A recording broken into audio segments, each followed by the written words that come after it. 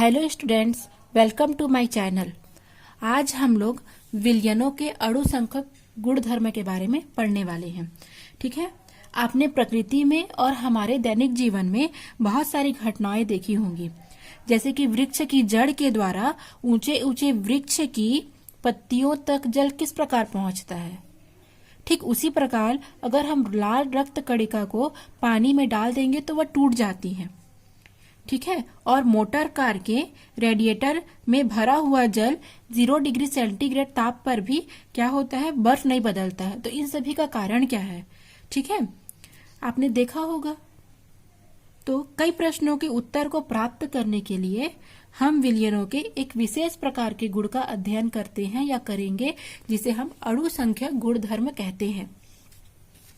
ठीक है, अणु संख्यक गुणधर्म किसे कहेंगे, तो अणु संख्यक जो वर्ड है, ठीक है, इंग्लिश में इसे कॉलीगेटिव कहते हैं। क्या कहते हैं, कॉलीगेटिव इंग्लिश वर्ड है इसका, अणु संख्यक का, जिसमें को का अर्थ होता है साथ और लिगेटर का अर्थ होता है आबंधित होना। ठीक है, अब इस गुणधर्म के बारे में पढ़ेंगे।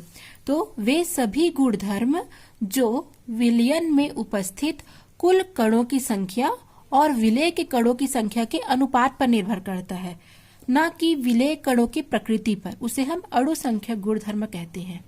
ठीक है, या विलयन के वे गुण जो विलेय के कण, जैसे उसमें अणु, आयन, परमाणु जो भी है, उनकी संख्या पर निर्भर करेंगे, उनके गुणधर्म पर नहीं, उनके प्रकृति पर नहीं। एग्जाम्पल मान लेते हैं, हम एक क्या करेंगे, हम एक बर्तन लेंगे, ठीक है, एक गिलास लेंगे या एक बीकर लेंगे, इसमें हम AgCl और NaCl दोनों की विलयन को हम इसमें डाल देंगे। NaCl भी डालेंगे इसमें और AgCl भी डालेंगे।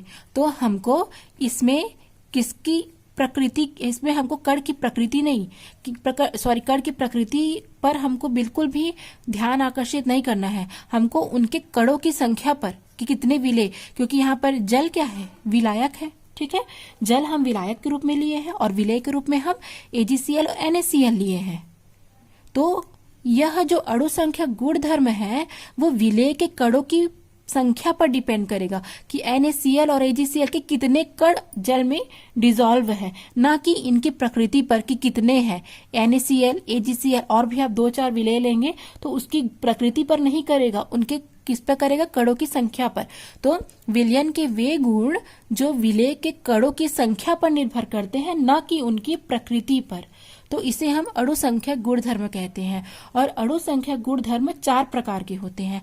वाष्प दाब का आपेक्षिक अवनमन, क्वथनांक में उन्नयन, हिमांक में अवनमन और परासरण दाब। ठीक है, तो इसको हम क्रम से पढ़ना स्टार्ट करते हैं। सबसे पहले हम वाष्प दाब का आपेक्षिक अवनमन पढ़ेंगे।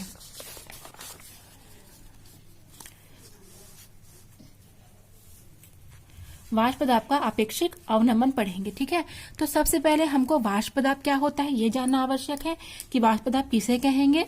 तो एक निश्चित ताप पर किसी द्रव के, जैसे मान के चलो एक ये पात्र है, इसमें द्रव भरा है, तो एक निश्चित ताप पर किसी द्रव के पृष्ठ के ऊपर द्रव के साथ साम्यावस्था में उपस्थित वाष्प के द्वारा एक आरोपित बल होता है, उस आरोपित बल को हम वाष्प दाब कहते हैं। ठीक है, तो इसको एक एग्जांपल से समझते हैं हम। यहाँ पर एक पात्र लिया गया है, इस पात्र में शुद्ध जल भरा है, अर्थात इसमें केवल विलायक है, विलेय के कोई अणु नहीं है, केवल विलायक के अणु है।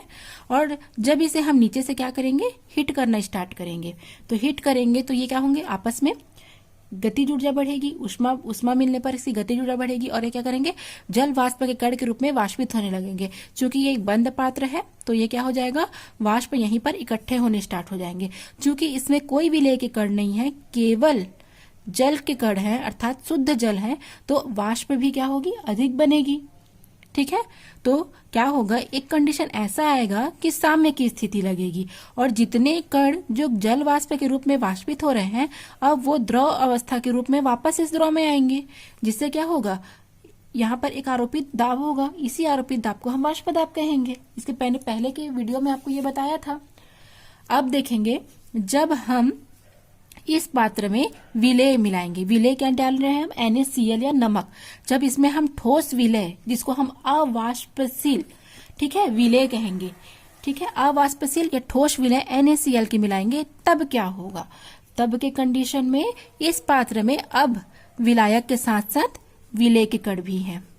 तो इसके ऊपरी सतह पर या इसके पृष्ठ पर विलायक के अणु के साथ साथ विलेय के कण भी उपस्थित होंगे, ठीक है। तो अब क्या होगा, विलेय या NaCl मिलाने पर, ठीक है, क्योंकि विलेय ठोस है, अवाष्पशील है, तो वो वाष्पित नहीं होगा, केवल विलायक अर्थात जल ही वाष्पित होगा। तो यहाँ पर विलयन का जो वाष्प दाब है वो इस शुद्ध विलायक के वाष्प दाब से कम होगा। क्यों? क्योंकि यहाँ पर केवल विलायक ही वाष्प बना रहा है, विलेय नहीं बना रहा है। और जब यहाँ पर जो जल है, जो गर्म होकर या बॉयल होकर जब वो जल वाष्प के रूप में क्या करेंगे, वाष्पित होने स्टार्ट करेंगे, तो इस पृष्ठ पर विलेय के कण होने के कारण, ठोस के कण होने के कारण क्या होगा, उनको वाष्पित होने में कठिनाई होगी और कम वाष्प ऊपर जा सकेगी, ठीक है। यहाँ पर शुद्ध विलायक है, किसी प्रकार का कोई ठोस नहीं है, तो इसकी सतह पर केवल द्रव के अणु है या विलायक के अणु है, जिससे क्या होगा, वो आसानी से द्रव के वाष्प के रूप में वाष्पित हो सकेंगे और यहाँ पर अधिक वाष्प बनेगी। यहाँ पर विलेय के कण हो जाने की वजह से क्या होगा, अगर हम ज्यादा नमक मिलाएंगे तो विलेय के कणों की संख्या भी ज्यादा होगी, अर्थात ठोस NaCl की संख्या ज्यादा होगी, जिससे और कम वाष्प बनेंगे।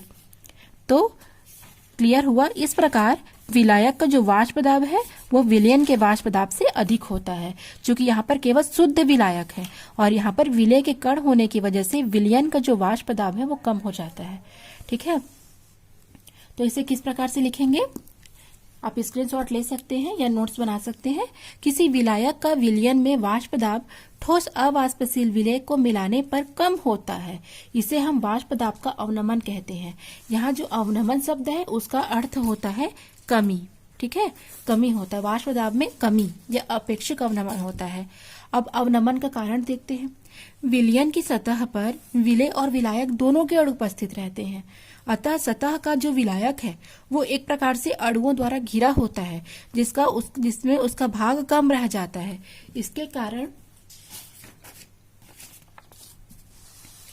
जिसके कारण सतह को छोड़कर जाने वाले विलायक के अणुओं की संख्या भी घट जाता है, अतः विलायक का जो वाष्प दाब है वो भी कम हो जाता है।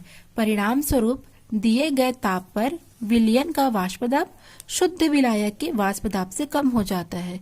विलायक के वाष्प दाब में कमी विलयन में उपस्थित अवाष्पशील विलेय की मात्रा पर निर्भर करती है, न कि उसकी प्रकृति पर। तो इसे ही हम क्या कहेंगे, वाष्प दाब में आपेक्षिक अवनमन कहेंगे, ठीक है। और ये एक अणु संख्या गुणधर्म है, क्योंकि इसमें विलेय की मात्रा पर निर्भर कर रहा है, उसकी प्रकृति पर नहीं कर रहा है। तो ये क्या हो गया, वाष्प दाब में आपेक्षिक अवनमन, ठीक है। अब हम इसके लिए क्या करेंगे, व्यंजक स्थापित करेंगे, ठीक है। स्टार्ट करते हैं। यदि किसी वाष्पशील द्रव में कोई अवाष्पशील विलेय मिला दिया जाए तो विलायक का वाष्प दाब कम हो जाता है, ठीक है। यहाँ पर मैं आप लोग को एक बात और बता देती हूँ, ठीक है, कि विलयन बनने पर अर्थात ठोस विलेय इसमें डालने पर क्या होगा, जो विलयन में केवल क्या कौन भाग ले रहा है, केवल विलायक के अणु भाग ले रहे हैं, ना कि विलेय, क्योंकि विलेय तो अवाष्पशील है, ठोस रूप में है, तो इसके कण तो बिल्कुल भाग नहीं ले रहे हैं वाष्प बनने में, केवल जो जल विलायक है उसी के कण वाष्पशील बनने में भाग ले रहे हैं। तो यहाँ पर क्या होगा, उसके मोल अंश के समानुपाती होगा, अर्थात अगर हम इस पात्र में अगर ज्यादा मात्रा में विलायक डालें, अर्थात ज्यादा मात्रा में अगर हम जल डालेंगे तो क्या होगा, वाष्प भी ज्यादा बनेगी। तो उसी को यहाँ पर बताया जा रहा है कि राउल्ट के नियमानुसार विलयन में उपस्थित विलायक का वाष्प दाब विलयन में विलायक के मोल अंश के समानुपाती होता है, अर्थात विलायक में अगर जल की मात्रा अधिक होगी, अर्थात उसका मोल अंश या मोल प्रभाज अधिक होगा, तो वाष्प दाब की भी मात्रा अधिक होगी, ठीक है। तो विलयन में उपस्थित विलेय अवाष्पशील है, जो कि वाष्प बनाने में कोई भूमिका नहीं निभा रहे हैं, अतः विलयन का वाष्प दाब P विलयन में विलायक के वाष्प दाब के बराबर होगा, ठीक है। अतः P बराबर PA समानुपाती XA, जहां पर XA क्या है, विलायक का मोल अंश है, क्योंकि विलायक ही क्या हो रहा है, वाष्प बनाने में भूमिका निभा रहा है, विलय के कण कोई भूमिका नहीं निभा रहा है। इसलिए जो विलायक का जो वाष्प दाब है वो उसके मोल और अंश के समानुपाती होगा। अब हम समानुपाती चिन्ह को हटाएंगे तो एक नियतांक लगेगा जिसे हम क्या बोलेंगे, K। ठीक है, अगर हम शुद्ध विलायक मिले, ठीक है, अगर हम क्या लेंगे, शुद्ध विलायक मिले, तो शुद्ध विलायक के लिए क्या हो जाएगा, शुद्ध विलायक के लिए XA इक्वल टू यदि 1 लेंगे, XA की वैल्यू 1 लेंगे तो क्या हो जाएगा, PA बराबर P0A, जहां P0A क्या है, शुद्ध विलायक का वाष्प दाब है। ठीक है,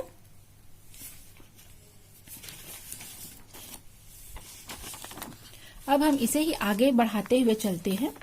शुद्ध विलायक का वाष्प दाब है, तो हमने देख रखा है कि P इक्वल टू K है, और दोबारा हमने ये देखा है कि PA बराबर भी P0A है।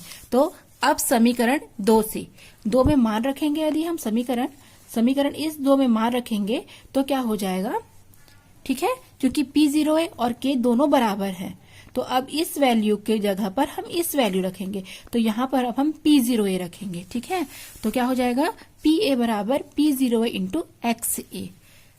यदि विलेय का मोल अंश x भी हो, तो हमने मोल प्रभाज वाले चैप्टर में पढ़ा था, मोल प्रभाज वाले टॉपिक में, कि XA प्लस XB बराबर 1 होता है। तो XA बराबर, इसको इधर पक्षांतर करेंगे तो 1 माइनस XB होगा। अब क्या करेंगे, समीकरण जो 4 है, ठीक है, उसमें 6 का मान रखेंगे, अर्थात XA की जगह 1 माइनस XB रखेंगे। तो PA equal to P0 1 minus XB, और हमको पता है 1 माइनस XB की वैल्यू क्या होती है, XB होती है, तो इसलिए इसके पूरे की जगह हम क्या लिख देंगे, XB लिख देंगे। ठीक है, और समीकरण को तोड़ लेंगे, तो P0A माइनस P0A XB। अब P0A को इधर पक्षांतर कर देंगे। ठीक है, तो क्या हो जाएगा, P0A minus PA equal to P0A into XB हो जाएगा।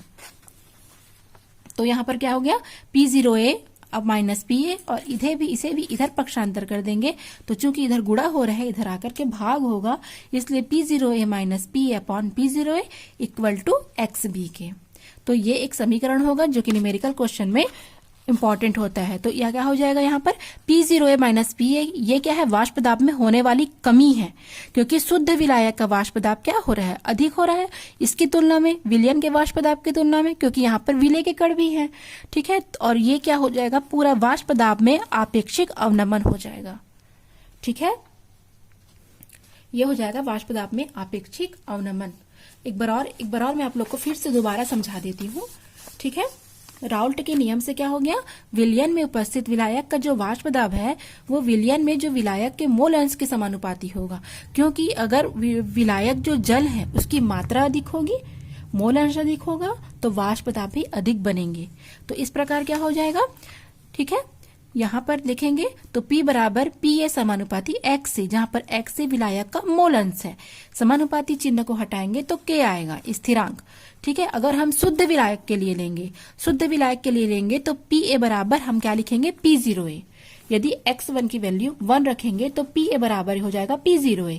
ठीक है, और हम यहाँ पर देख रहे हैं PA किसके बराबर है, K के बराबर है। जब हम XA की वैल्यू 1 लेते हैं तो PA बराबर K हो जाएगा, अर्थात P0A बराबर K हो जाएगा। ठीक है, अब हम इस वैल्यू को समीकरण 2 में रखेंगे, K की जगह पर P0A रखेंगे, तो PA equal to P0A into XA, इसको हम देंगे समीकरण 4। यदि विलेय का मोल अंश XB हो, तो हमको पता है XA plus XB equal to 1 होता है, तो XA equal to 1 minus XB होगा। ठीक है, अब समीकरण जो 4 है उसमें वहां रखेंगे, अर्थात XA की जगह 1 माइनस XB रखेंगे, तो रख दिए। ठीक है, इसको हल कर लेंगे तो PA बराबर P0A minus P0A into XB। आप क्या करेंगे, इसको इधर पक्षांतर करेंगे तो P0A minus PA equal to P0A into XB। अब इस P0A को भी इधर करेंगे, इधर गुणा हो रहा है, इधर भाग होगा, तो यहाँ पर P0A माइनस PA वाष्प दाब में आपेक्षिक अवनमन है, और P0A minus PA upon P0A वाष्प दाब में आपेक्षिक अवनमन है।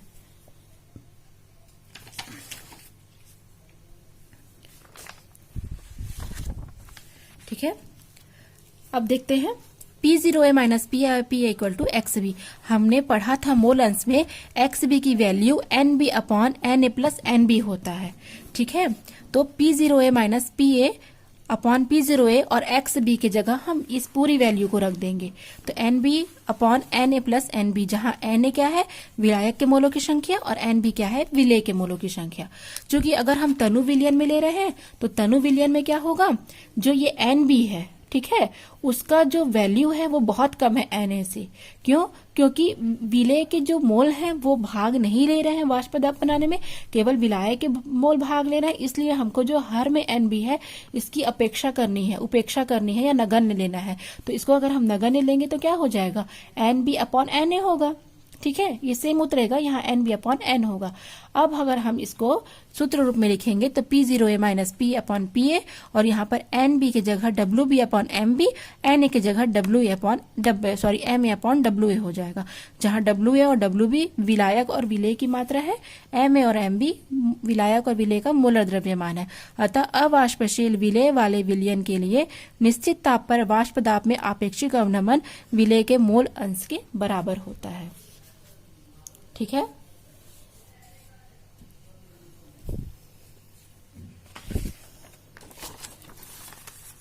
अब हम पढ़ेंगे वाष्प दाब में आपेक्षिक अवनमन से अवाष्पशील विलेय का आणविक द्रव्यमान कैसे ज्ञात करते हैं।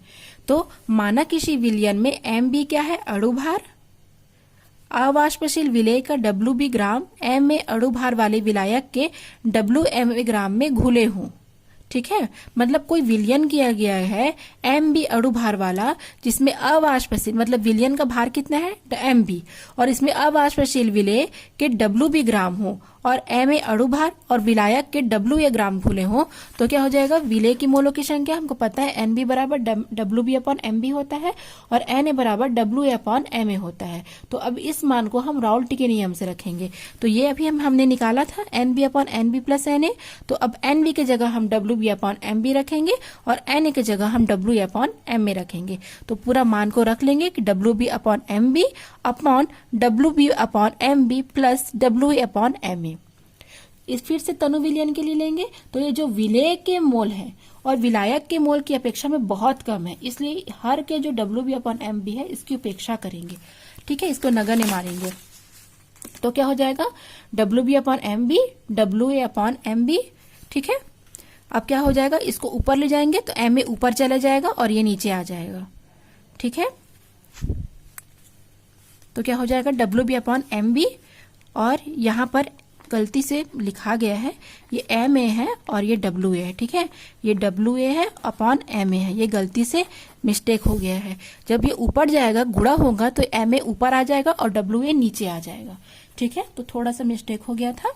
अब अगर हमको MB की वैल्यू निकालनी है तो MB equal to WB into MA है ना, Ma into P0A upon P0A minus PA into WA। इस प्रकार हम अवाष्पशील विलेय का अणुभार ज्ञात कर सकते हैं, ठीक है। तो ये जितने भी मान हैं वो सब न्यूमेरिकल क्वेश्चन में आपको जरूरत पड़ते हैं। तो इन सूत्रों को आप नीट के लिए फाइट कर रहे हैं तो, और आप क्या कर सकते हैं, न्यूमेरिकल क्वेश्चन सॉल्व करने के लिए वहां पर आप याद कर सकते हैं, ठीक है। Thanks for watching.